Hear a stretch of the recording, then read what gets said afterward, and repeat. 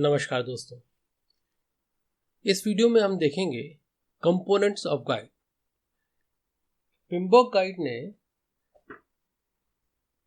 Project management के components बताए।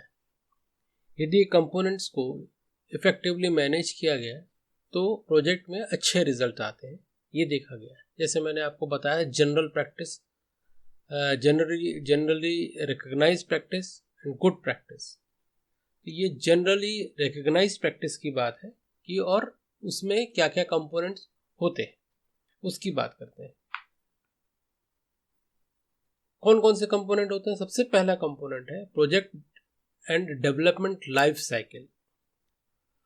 Project जो है वो फेजेस में डेवलप किए जाते हैं। फेज का मतलब inter related compilation of inter related activities. कोई एक इंटर रिलेटेड एक्टिविटीज की बात करें जो आपस में जुड़ी हुई हैं, जो एक ही तरीके काम कर रही हैं, वो एक्टिविटीज का कंपाइलेशन एक फेज होता है। फेज कुछ भी हो सकता है।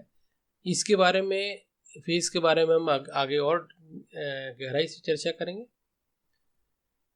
जो फेजेस होते हैं उन फेजेस की जो सीरीज है, इंटर रिलेटेड सीरीज है, उसको हम लाइफ साइकिल कहते हैं। फेज 1 से लेके लास्ट फेज तक जो सीरीज है वो उस प्रोजेक्ट की लाइफ साइकिल है। तो डेफिनेशन, यदि आप प्रोजेक्ट डेवलपमेंट लाइफ साइकिल की बात करेंगे तो सीरीज ऑफ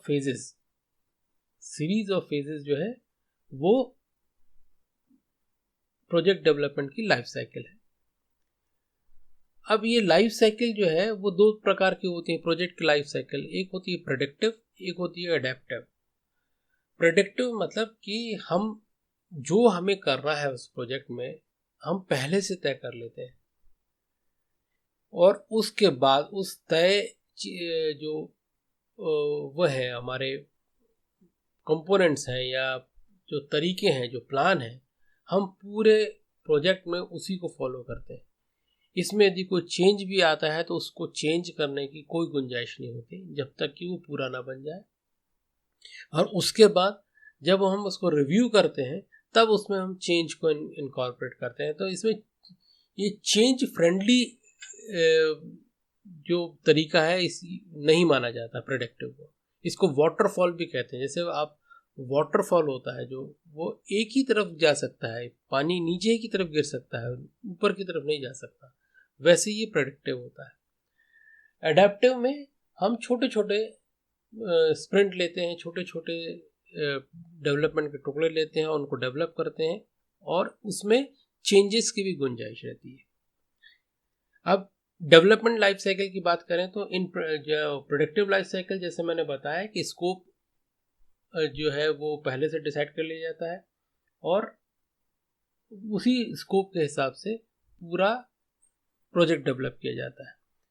दूसरा है इटरेटिव लाइफ साइकिल। ये इटरेटिव लाइफ साइकिल में प्रोजेक्ट का स्कोप तो हम पहले से डिसाइड कर लेते हैं, लेकिन डेवलपमेंट हम छोटे छोटे टुकड़ों में करते हैं और उसका कॉस्ट कितनी होगी और उसका टाइम डेवलपमेंट में कितना लगेगा वो हम जो उसके पीसेस हैं जो हम डेवलप कर रहे हैं उसके हिसाब से तय करते हैं और धीरे धीरे उसकी समझ को डेवलप करते हुए आगे बढ़ते जाते हैं। और जो हमने कॉस्ट और टाइम का असेसमेंट पहले जो किया था उसको हम चेंज भी करते रहते हैं। फिर है incremental lifestyle. Incremental life cycle में हम एक प्रोजेक्ट के एक पीस को कंप्लीट पीस से मतलब है एक ऐसा फंक्शनल पीस जो पूरा इंडिपेंडेंटली काम कर सकता है, उस पीस को पिक करते हैं, उसका प्लानिंग करते हैं, उसका डेवलपमेंट करते हैं और डिलीवर कर देते हैं जो इंडिपेंडेंटली काम कर सकता है।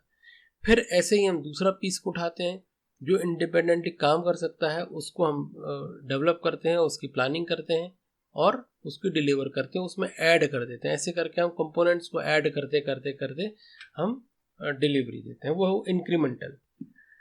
अब जो है दूसरा अडेप्टिव लाइफ स्टाइल की बात करें तो इसमें इसको अजाइल भी कहते हैं। आजकल आपने बहुत नया वर्ड सुना होगा, अजाइल।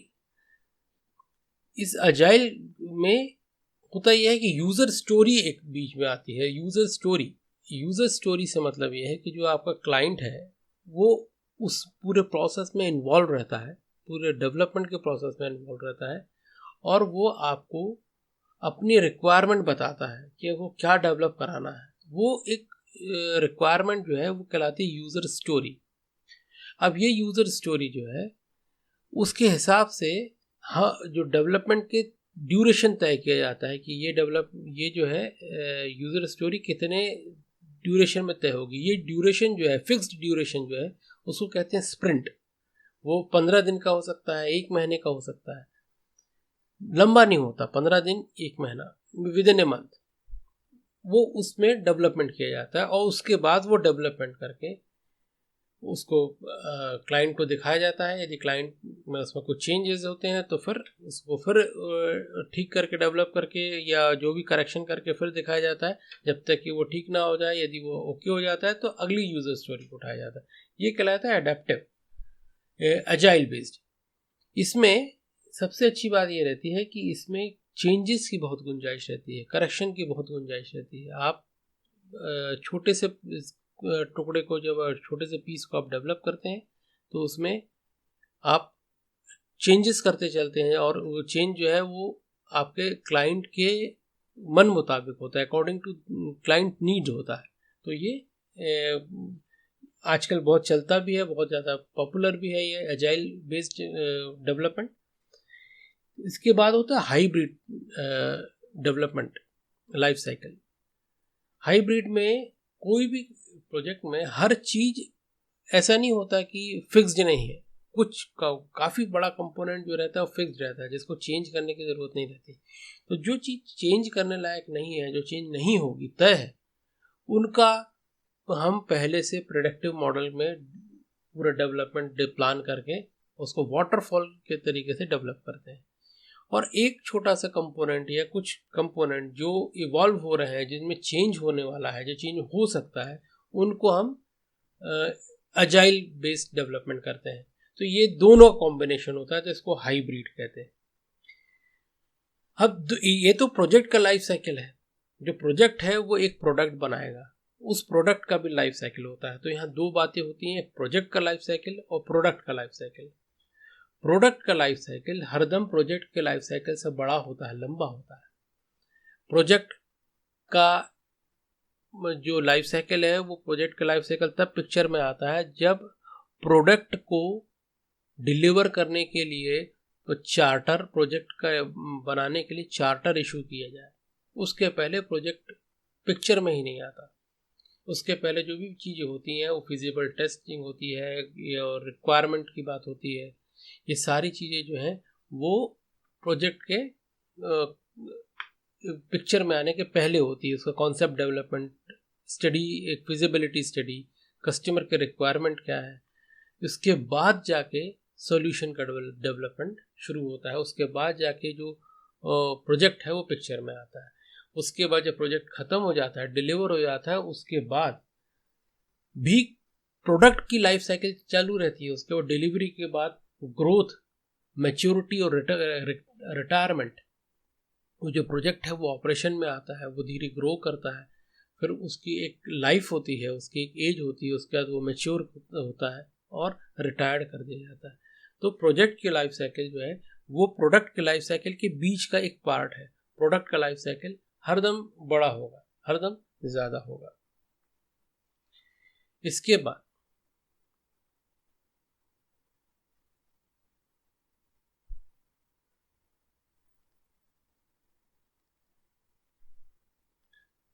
प्रोजेक्ट फेज, जो मैंने आपको फेजेस के बारे में बात की उसके बारे में बात करते हैं। इसके पहले मैंने जो आपसे चर्चा किया था,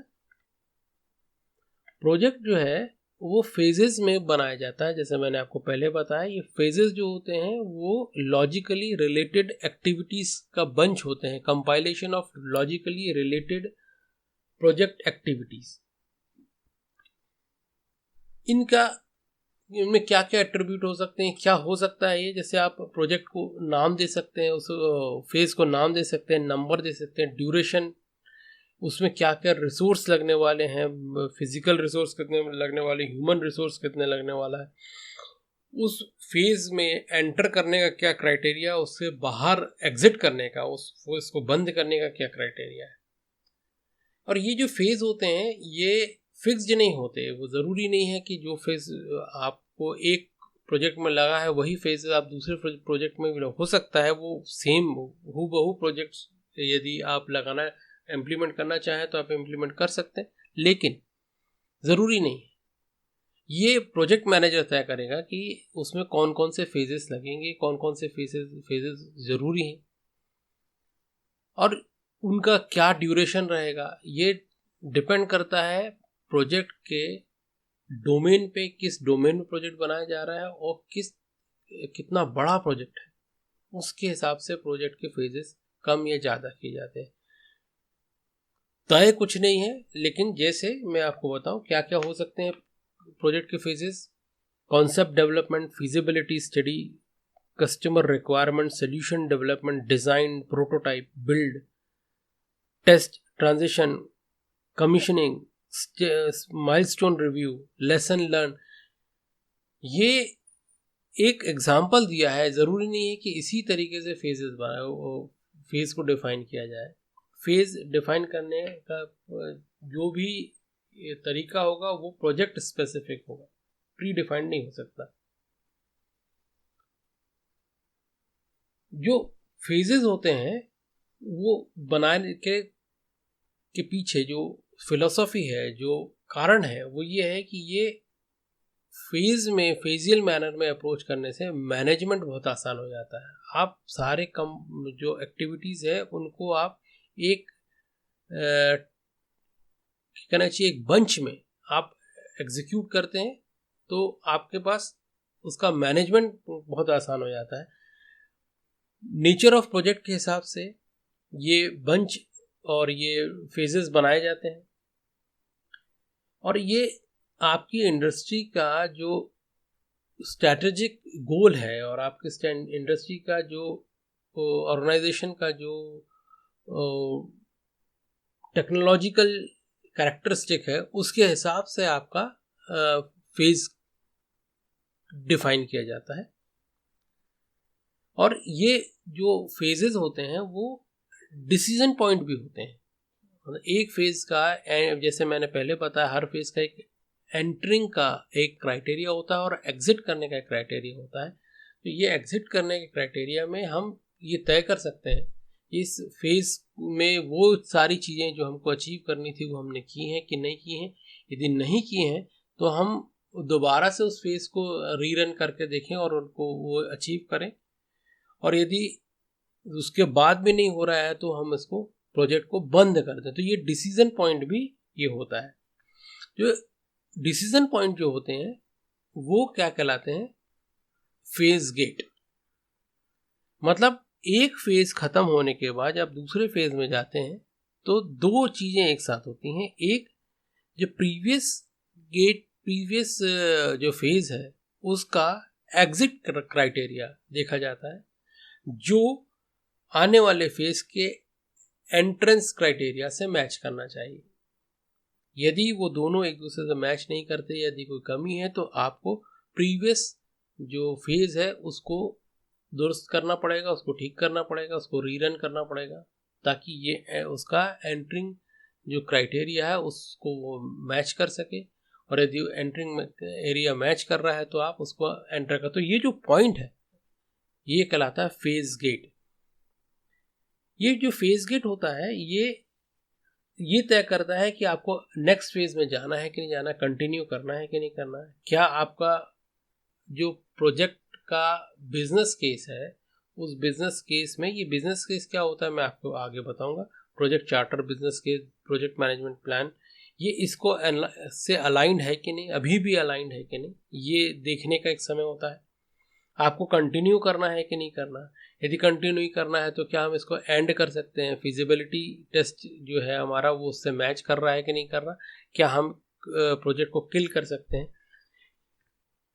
इसी जो फेज गेट को कई और नाम से जाना जाता है, जैसे phase review, stage gate, kill point, phase entrance and phase exit, जैसे मैंने आपको पहले बताया।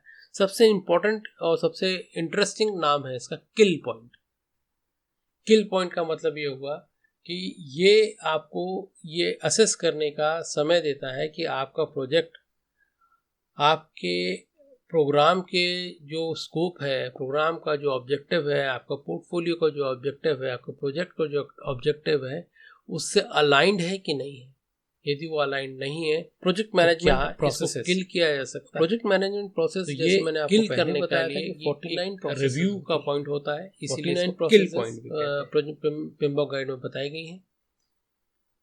ये प्रोसेसेस जो हैं वो 3 तरीके से इम्प्लीमेंट होती हैं। एक प्री डिफाइंड टाइम पे पहले से तय है कि ये प्रोसेस जो है वो इस जगह पे इस्तेमाल की जाएगी। कुछ ऐसी होती हैं एज एंड व्हेन रिक्वायर्ड, जब ज़रूरत हो तब उस प्रोसेस का यूज़ किया जाता है। और कुछ ऐसी होती हैं जो हर दम ऑलवेज उनको यूज़ करना पड़ता है, हर दम वो पिक्चर में रहती हैं और उनका काम होता है। तो ये 3 तरीके की प्रोसेस होती हैं और हर प्रोसेस में 3 कंपोनेंट होते हैं कि input, tools and technique and output. इनको हम ईटोज कहते हैं। हर एक प्रोसेस में कुछ ना कुछ इनपुट होता है, कुछ ना कुछ उसके टूल्स एंड टेक्निक होती हैं उसको करने के लिए, और उसका कुछ ना कुछ आउटपुट होता है जो और किसी प्रोसेस का इनपुट हो सकता है। ये जो प्रोसेसेस हैं इनको 5 ग्रुप में डिवाइड किया गया है। ये ग्रुप्स जो हैं वो उनके नेचर के हिसाब से डिवाइड किया गया है, वो प्रोसेस के नेचर के हिसाब से। जो ये ग्रुप्स हैं, इनिशिएटिंग प्रोसेस ग्रुप, ये इनिशिएटिंग प्रोसेस ग्रुप जैसा नाम है, प्रोसेस के इनिशिएट करने के लिए, किसी भी प्रोजेक्ट को इनिशिएट करने के लिए जो प्रोसेस लगती हैं वो इनिशिएटिंग प्रोसेस ग्रुप में आती हैं। दूसरा है प्लानिंग प्रोसेस ग्रुप। इनिशिएशन हो जाने के बाद उस प्रोजेक्ट की प्लानिंग के लिए जितनी प्रोसेसेस लगती हैं वो प्लानिंग प्रोसेस ग्रुप में आती हैं। अब प्लानिंग हो गई तो हम क्या करेंगे, उस प्लान को एग्जीक्यूट करेंगे। तो तीसरा ग्रुप होता है एग्जीक्यूटिंग प्रोसेस ग्रुप। उसमें वो सारी प्रोसेसेस आती हैं जो उस प्लान को एग्जीक्यूट करने में काम आने वाली हैं।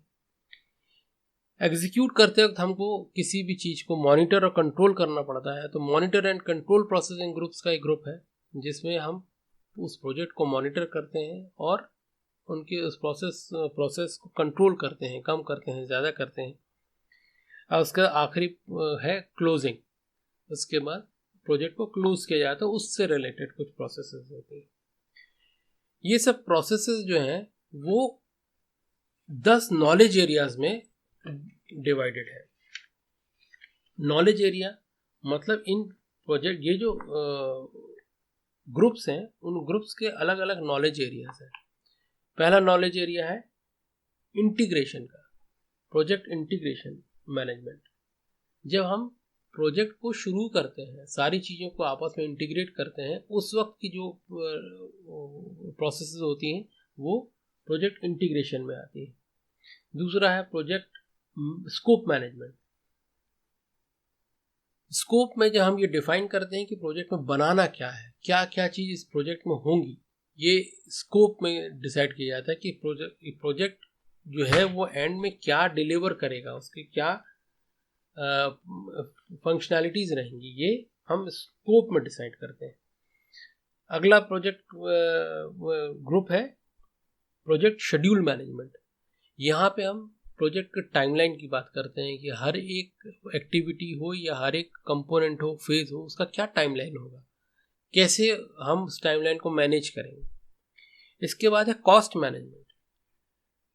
कोई भी एक एक्टिविटी का, कोई भी एक कंपोनेंट का या कोई भी एक फेज का कॉस्ट क्या होगी, ये हम इसमें तय करते हैं, प्लान करते हैं। क्वालिटी मैनेजमेंट, हम ये इसमें इस नॉलेज ग्रुप में हम ये तय करते हैं नॉलेज एरिया में कि उस प्रोडक्ट का या उस प्रोजेक्ट में जो हम प्रोडक्ट बना रहे हैं उसकी क्वालिटी का क्या मेजरमेंट होगा, हम कैसे क्वालिटी मेंटेन करेंगे। इसके बाद रिसोर्स मैनेजमेंट, हमारे पास क्या क्या रिसोर्स है, फिजिकल रिसोर्स हो या ह्यूमन रिसोर्स हो, उनका मैनेजमेंट कैसे होगा, क्या हमको लेना है, क्या नहीं लेना है, कब लेना है, ये सब की बात हम करते हैं। कम्युनिकेशन मैनेजमेंट, ये सबसे इम्पोर्टेंट है। पूरे प्रोजेक्ट में हमको कम्युनिकेशन करना है, और कम्युनिकेशन मैनेजमेंट सबसे इम्पोर्टेंट नॉलेज एरिया है।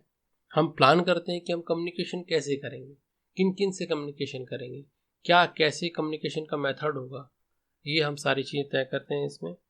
रिस्क मैनेजमेंट, हर एक प्रोजेक्ट के साथ कुछ ना कुछ रिस्क रहता है, उस रिस्क को कैसे मैनेज किया जाएगा, उस रिस्क को आइडेंटिफाई कैसे किया जाएगा, कौन उसको मैनेज करेगा, कैसे करेगा, ये सब प्लान हम इसमें करते हैं। Project procurement management plan, management में का ग्रुप नॉलेज एरिया है। प्रोक्योरमेंट मतलब ये होता है कि आपको कोई भी प्रोजेक्ट बनाना है, उसमें कोई ना बहुत सारी चीज़ों की ज़रूरत पड़ती है। कभी किसी इक्विपमेंट की ज़रूरत पड़ती है, कभी ह्यूमन बीइंग की ज़रूरत पड़ती है, जो आपके पास है उनके अलावा किसी चीज़ की ज़रूरत पड़ती है। तो उसको प्रोक्योर, उसको खरीदा कैसे जाएगा, आप उसको कैसे अचीव करेंगे, आप कैसे उसको यूज़ करेंगे, उसकी प्लानिंग होती है। और project stakeholder management plan, stakeholder मतलब ये स्टेक होल्डर वर्ड आपका अब पूरे प्रोजेक्ट मैनेजमेंट में आपके साथ रहेगा। स्टेक होल्डर आपने इसके पहले भी सुना होगा मेरे वीडियोस में। स्टेक होल्डर का मतलब ये होता है कि ऐसा कोई व्यक्ति या ऐसा कोई ग्रुप या ऐसी कोई इंस्टीट्यूट या ऐसा कोई भी जो आपके प्रोजेक्ट से डायरेक्टली या इनडायरेक्टली अफेक्टेड है कोई भी काम करने से। मान लीजिए एयरपोर्ट का एक प्रोजेक्ट है, तो उस एयरपोर्ट के प्रोजेक्ट में जो आसपास के लोग जो रह रहे हैं उसको जो एयरपोर्ट के आसपास, वो भी इसके स्टेक होल्डर होंगे, इनडायरेक्ट स्टेक होल्डर। क्यों? क्योंकि एयरक्राफ्ट के उतरने में जो शोर होता है उससे वो प्रभावित होते हैं।